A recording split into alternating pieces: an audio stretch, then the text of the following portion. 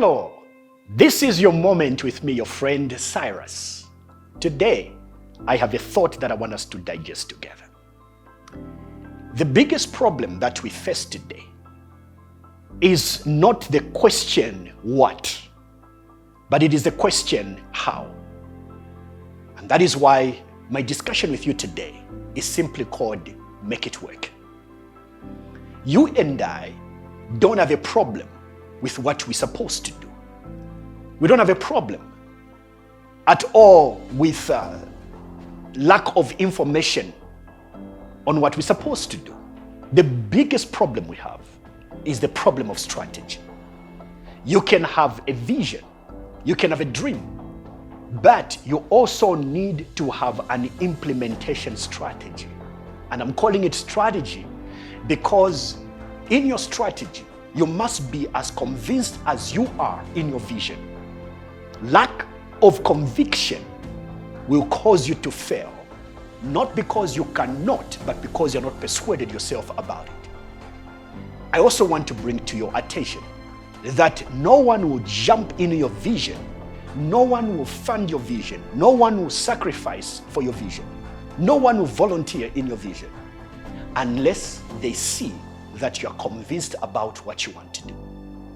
You will never attract any other resource. Could be human resource, it could be money resource, unless you are so convincing. You convince yourself. In fact, conviction about your dream and your purpose is so evident.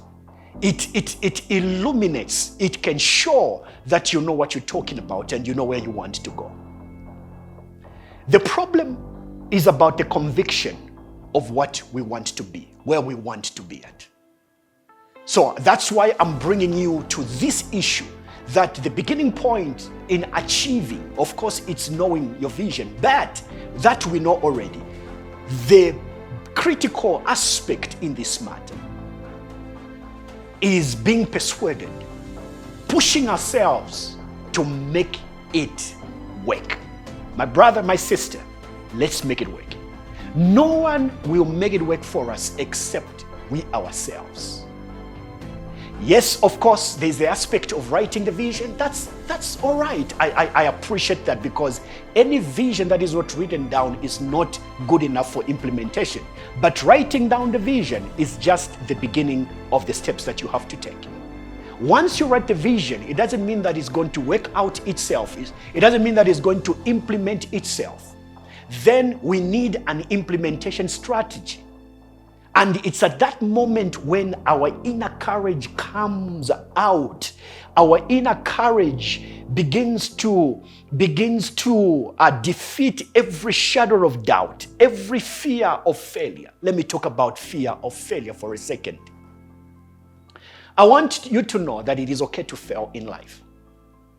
It is okay to attempt and fail. It is okay to lose one attempt. It's okay. It's not an indication of defeat. Somebody said, I would rather attempt and fail than lose the ability to attempt, or than fail to attempt. Your failure is in telling yourself that I cannot do this, but you can do it. You can make it work. The resources that are inside of you were put to make you be a success story or be successful.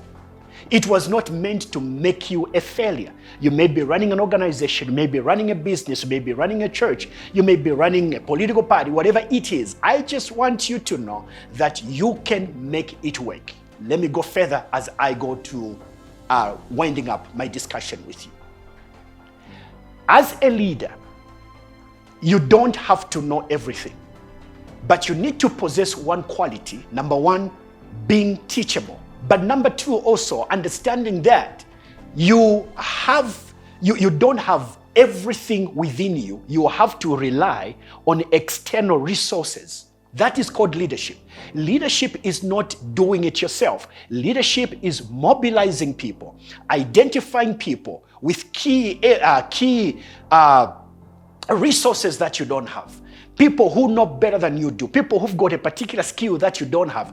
Leadership is about mobilizing those people sharing your vision and your dream with them, and allowing them to help you accomplish.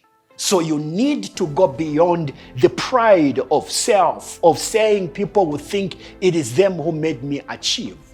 Look at successful CEOs. They didn't know everything, but they relied on the resource from outside that made them successful. Therefore, mind the way you treat people. Treat people well. If you have people who are serving with you, treat them as kings, not as servants.